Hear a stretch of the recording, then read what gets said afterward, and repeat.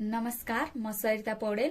आज मैले BBS first year को प्रिन्सिपल अफ म्यानेजमेन्ट बुकको इक्जाममा आउन सक्ने पोसिबल क्वेसन, आइरहेको क्वेसन र कुन च्याप्टरबाट कति मार्क्स आउन सक्ने र कुन कुन च्याप्टर चाहिँ पास हुनको लागि र राम्रो मार्क्स ल्याउनको लागि इम्पोर्टेन्ट छ त भनेर मैले यो भिडियोमा लिएर आएको छु। कृपया भिडियो अन्तिमसम्म हेरिदिनु होला र हाम्रो युट्युब च्यानललाई सब्स्क्राइब पनि गरिदिनु होला। यो प्रिन्सिपल अफ म्यानेजमेन्ट भन्ने चाहिँ पुरै थ्योरी च्याप्टर हो। यसमा न्युमेरिकल आउँदैन। स्टुडेन्टहरुको लागि थ्योरी पढ्नलाई अलिकति गाह्रो पनि हुन सक्छ, तर धेरै गाह्रो चाहिँ छैन है। जस्तो हामीले सोचेको हुन्छ त्यो भन्दा धेरै सजिलो हुन्छ यदि हजुरले पढ्न थाल्नु भयो भने। र सुरु च्याप्टर भनेको च्याप्टर 1 हो, द नेचर अफ अर्गनाइजेसन। यो च्याप्टर चाहिँ अलिकति बढी नै हेर्नु होला, किनकि च्याप्टर 1 पढ्नु भयो भने च्याप्टर 2 त्यसै सजिलो लाग्छ। च्याप्टर 3 अरु चाहिँ आफै फ्लोमा जान्छ। हामीलाई सुरुवात गर्ने अप्ठ्यारो लाग्ने हो, त्यसैले यो सुरुवात चाहिँ राम्रोसँग गर्नु होला। यो च्याप्टर 1 चाहिँ राम्रोसँग पढ्नु होला। च्याप्टर 1 बाट कन्सेप्ट बुझिसकेपछि अरु च्याप्टरहरु हामीलाई इजी लाग्दै जान सक्छ। त्यही भएर च्याप्टर 1 मा चाहिँ एकदमै इम्पोर्टेन्ट च्याप्टर हो। हरेक चोटी आइरहेको पनि छ यो च्याप्टरबाट, कि त 10 मार्क्सकोमा कि त 15 मार्क्समा। धेरै जसो हामीलाई अहिलेसम्मको हेर्दाखेरि 10 मार्क्समा बढी आएको छ च्याप्टर 1 बाट। र यिनी क्वेशनहरु चाहिँ यो क्वेशनहरु चाहिँ आइरहेको ट्युमा अहिलेसम्म आइरहेको दोहोरिरहेको क्वेशनहरु चाहिँ यति 3 वटै क्वेशन धेरै आइरहेको छ। र आउन सक्ने अब पोसिबल क्वेशन भनेको चाहिँ यो हुन सक्छ। र हामीलाई यो च्याप्टरमा एउटा अर्गनाइजेसन भनेको के हो, कन्सेप्ट अफ अर्गनाइजेसन जान्नु पर्यो। त्यसपछि गोल सक्सेसन, गोल डिस्प्लेसमेन्ट र गोल फर्मुलेसन। यति चावडालाई चाहिँ अलि बढी राम्रोसँग पढ्नु होला। र त्यस्तै गरी च्याप्टर 2 इन्ट्रोडक्सन टु म्यानेजमेन्ट। यो च्याप्टर पनि 10 मार्क्सको लागि नै इम्पोर्टेन्ट छ र आइरहेको पनि छ। म्यानेजमेन्ट भनेको के हो, यसका फंक्सन के हुन्, म्यानेजर भनेको के हो, म्यानेजरका काम के हुन्, यसका रोल के हुन्, स्किल के हुन् भन्ने चाहिँ एकदमै धेरै आइरहेको छ क्वेशन चाहिँ। अनि च्याप्टर 1 र च्याप्टर 2 चाहिँ अलिकति रिलेटेड पनि छ। के भन्दाखेरि अर्गनाइजेसन भन्नु र म्यानेजमेन्ट भन्नु अलिअलि मिल्न उस्तै हो, मिल्न जान्छ। त्यस्तै गरी फिचर्स अफ अर्गनाइजेसन र फिचर्स अफ म्यानेजमेन्ट चाहिँ मिल्न जान्छ। कति पोइन्टहरु मिल्छ, कुनै कुनै पोइन्ट नमिल्न पनि सक्छ। पोइन्टहरु मिल्छ भने त्यही आधारमा हजुरहरूले के गर्नु होला त भन्दाखेरि पोइन्टहरु सम्झिन हामीलाई धेरै गाह्रो हुन्छ। कुन च्याप्टरबाट कुन पोइन्ट कुनसँग म्याच हुन्छ त पहिला त्यो एनालाइसिस गर्नुस्, त्यसपछि त्यही अनुसार पढ्नु होला के।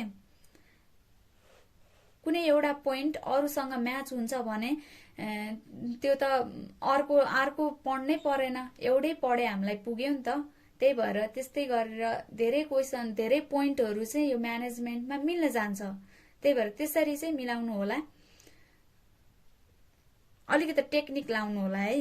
र इक्जाममा पास हुनको लागि र राम्रो मार्क्स ल्याउनको लागि चाहिँ एउटा चीज चाहिँ गर्नै पर्ने के हो त भन्दाखेरि क्वेशन नछोड्ने। क्वेशन चाहिँ छोड्दै नछोड्ने। आउँछ आउँदैन त्यससँग मतलब छैन, तर क्वेशन चाहिँ नछोड्नु होला। आउँदैन भने पनि हल्का अब मिलाएर लेख्न सक्नुहुन्छ भने सकेसम्म नछोड्नु होला। राम्रो लेख्न नजाने पनि क्वेशन चाहिँ नछोड्नु होला। अलिअलि आउँछ तर भो छोड्दिन्छु भो भनेर चाहिँ नआउनु होला, किनकि थ्योरी च्याप्टरमा थ्योरी सब्जेक्ट हो। थ्योरी सब्जेक्टमा मार्क्स ल्याउन चाहिँ अलिकति गाह्रो हुन्छ, अलिकति मार्क्स कम आउँछ। यदि क्वेशन छोड्नु भयो भने त फेल हुने सम्भावना अलि बढी हुन्छ। त्यसैले क्वेशन चाहिँ छोड्दै नछोड्नु होला। जस्तो आउँछ त्यस्तै लेख्दिनु होला, लेख्न चाहिँ लेख्दिनु होला। त्यस्तै गरी च्याप्टर 2 मा पोसिबल क्वेशन, अब अहिले आउन सक्ने क्वेशन भनेको चाहिँ यो छ। यहीबाट आउँछ होला कि भन्ने मेरो चाहिँ अनुमान मात्रै हो। र त्यस्तै गरी च्याप्टर 3 चाहिँ म्यानेजमेन्ट च्याप्टर। यो च्याप्टर चाहिँ एकदमै गाह्रो च्याप्टर पनि हुन सक्छ स्टुडेन्टहरुको लागि। यसमा चाहिँ सबै थ्योरी मात्रै छ। Scientific management theory, administrative management theory, system theory, human relation approach, यो चाहिँ अलि इम्पोर्टेन्ट छ है। थ्योरी मध्येमा पनि यो थ्योरीहरु चाहिँ अलि इम्पोर्टेन्ट छ। र एउटा थ्योरी चाहिँ कन्टिन्जेन्सी थ्योरी आइरहेको छ, त्यसलाई पनि हेर्नु होला राम्रोसँग। च्याप्टर 3 लाई चाहिँ अलिकति कम फोकस गर्नु होला भन्छु, किनकि अरूको थ्योरी पढ्न त्यसै गाह्रो लाग्छ हामीलाई, यसमा अलिकति मिलाउन पनि सकिन्न, जसले जे लेख्यो त्यही हामीले भन्नुपर्छ है। त्यसैले यो चाहिँ अलिकति गाह्रो हुन सक्छ। इक्जाम नजिकै छ, पर्सि नै छ इक्जाम, त्यसैले चाहिँ अलिकति झ्याउ लाग्न सक्छ स्टुडेन्टहरूलाई। यो च्याप्टर हेरेरै झ्याउ लाग्छ धेरै जसो त, त्यसैले यो थ्योरीहरूलाई चाहिँ अलिक बढी हेर्नु होला अरू थ्योरीहरू भन्दा पनि। त्यस्तै गरी च्याप्टर 4 भनेको 15 मार्क्स र 10 मार्क्सको लागि एकदमै इम्पोर्टेन्ट च्याप्टर हो। यो च्याप्टरमा चाहिँ हामीलाई यही क्वेसनहरू सोधिरहेको छ, यिनै क्वेसनहरू 15 अथवा 10 मार्क्समै सोधिरहेको छ। यसमा चाहिँ एउटा क्वेसन पढ्नु भयो भने लगभग आधी च्याप्टर भइन्छ। एउटा त्यो क्वेसन के हो त भन्दाखेरि what is business environment, explain how environment affect and organization, यो पढ्नु भयो भने चाहिँ आधा च्याप्टर सकिन्छ। यसमा चाहिँ इकोनोमिक कम्पोनेन्टहरू छन् कतिवटा, एउटा पोलिटिकल, एउटा इकोनोमिक, एउटा सोसियो कल्चरल र अर्को टेक्नोलोजिकल। यो चारवटा कम्पोनेन्ट राम्रोसँग पढ्नु भयो भने त्यही चारवटा कम्पोनेन्टबाट एउटा कम्पोनेन्ट आयो भने चाहिँ त्यो 10 मार्क्समा आइदिन्छ। यदि सबै सोध्यो भने, यसरी सोध्यो भने चाहिँ हामीले सबै कम्पोनेन्ट लेख्नुपर्छ है, इन्टरनल र एक्सटर्नल। इन्टरनलमा अरू छन्, एक्सटर्नलमा चाहिँ त्यही चारवटा कम्पोनेन्ट छ। चारवटा कम्पोनेन्ट भित्र पनि हामीले पोइन्टहरू लेख्नुपर्छ। त्यसरी छुट्टै एउटै मात्रै सोध्यो भने चाहिँ 10 मार्क्समा सोध्छ। यदि यसरी सोध्यो भने चाहिँ हामीलाई सबै लेख्नुपर्छ है। यो च्याप्टरबाट आउने भनेकै धेरै क्वेसन आउने भनेकै इकोनोमिक कम्पोनेन्टहरू आउन सक्छ, सोसियो कल्चरल आउन सक्छ, टेक्नोलोजिकल आउन सक्छ, पोलिटिकल आउन सक्छ, पोलिटिकल इन्भाइरोमेन्ट को कम्पोनेन्ट आउन सक्छ। यसरी हामीलाई 10 मार्क्समा सोधेको हुन्छ। यसमा चाहिँ यो कम्पोनेन्टहरू चाहिँ पढ्नु होला। चारवटा कम्पोनेन्ट छ, त्यो कम्पोनेन्टका सबै पाठ पूर्जादेखि सबै पढ्नु होला है। यो च्याप्टरमा इम्पोर्टेन्ट भनेको धेरै जसो आउने भनेकै त्यही नै आइरहेको छ। त्यस्तै गरी च्याप्टर 5 पनि हाम्रो लागि इम्पोर्टेन्ट च्याप्टर हो। 10 अथवा 15 मार्क्सको लागि इम्पोर्टेन्ट छ। यो च्याप्टरमा चाहिँ फंक्सन प्रोसेस अफ प्लानिङ र quantitative tools for planning, explain SWOT analysis, यो चाहिँ अलि इम्पोर्टेन्ट छ। 3वटा क्वेसन, अरू पनि हेर्नु होला, तर यो 3वटा क्वेसनलाई चाहिँ अलिक बढी हेर्नु होला। र त्यस्तै गरी डिसिजनबाट चाहिँ हामीलाई खासै त्यस्तो सोधेको छैन, त्यही पनि हेर्नु होला। डिसिजनको पनि पार्ट हेर्नु होला। मैले यहाँ चाहिँ प्लानिङको मात्रै लेखेँ। त्यस्तै गरी च्याप्टर 6 पनि एकदमै स्टुडेन्टको लागि गाह्रो च्याप्टर हुन सक्छ र पिएममा सबैभन्दा लामो च्याप्टर भनेकै च्याप्टर 6 नै होला जस्तो लाग्छ मलाई चाहिँ। एकदमै धेरै लामो च्याप्टर पनि हो च्याप्टर 6 र पढ्न झ्याउ लाग्दो च्याप्टर पनि हो। धेरै थ्योरी मात्रै छ, धेरै लामो छ, के हो के छ, स्टुडेन्टहरूलाई त्यही झ्याउ लाग्छ होला। त्यसैले यो च्याप्टरलाई, यो क्वेसनहरू चाहिँ अलिकति बढी हेर्नु होला है। अलि आइरहेको चाहिँ यो च्याप्टरबाट हामीलाई पछाडिको सोधेको छैन, अगाडितिरको मात्रै सोधेको छ। त्यसैले यिनी क्वेसनहरूलाई चाहिँ अलिक बढी फोकस गर्नु होला। यिनै मध्ये एउटा क्वेसन आइदिन्छ। क्वेसन इक्जाममा यिनै मध्ये एउटा क्वेसन 15 मार्क्समा पनि आउन सक्छ र 10 मार्क्समा नि आउन सक्छ। यहाँबाट एउटा 100% नै आउने। त्यस्तै गरी च्याप्टर 7 लिडरशिप एन्ड मोटिभेसन, यो च्याप्टर पनि अलि इम्पोर्टेन्ट च्याप्टर नै हो 15 अथवा 10 मार्क्सको लागि। यसमा चाहिँ खासै धेरै गाह्रो छैन, अलिकति कन्सेप्ट बुझ्नु भयो भने हजुरहरूलाई आइहाल्छ।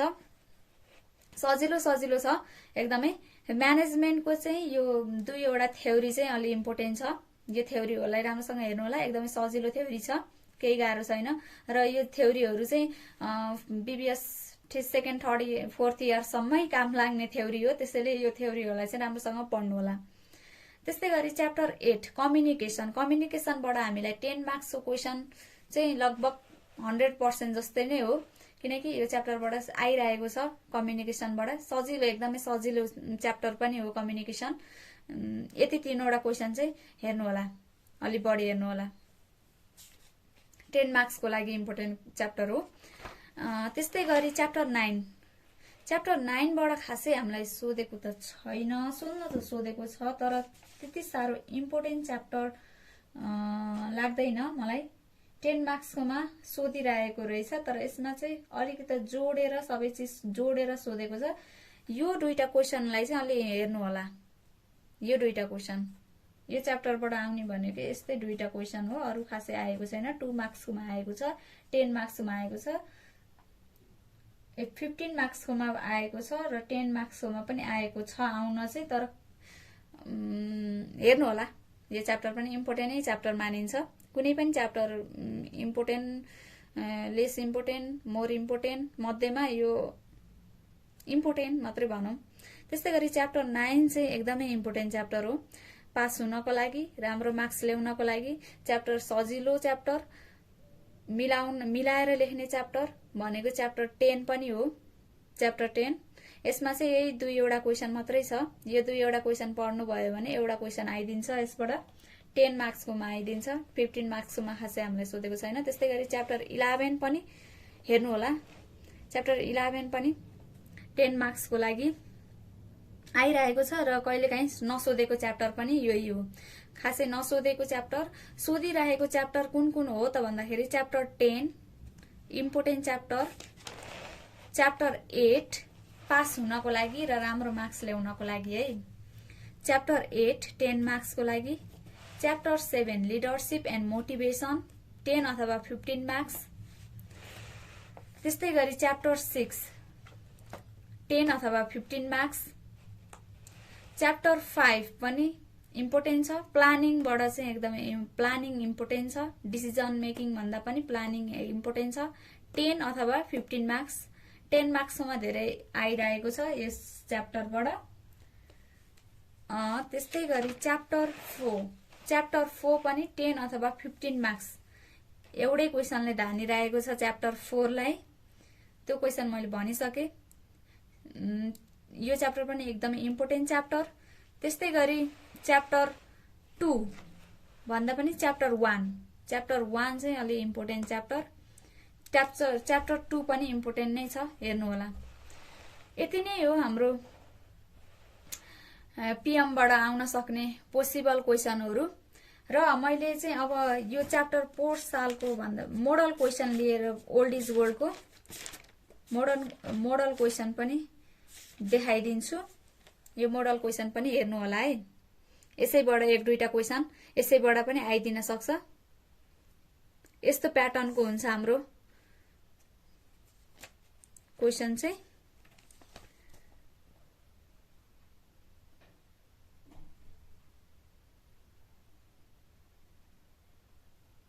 यति नै हो। हस् त, धन्यवाद।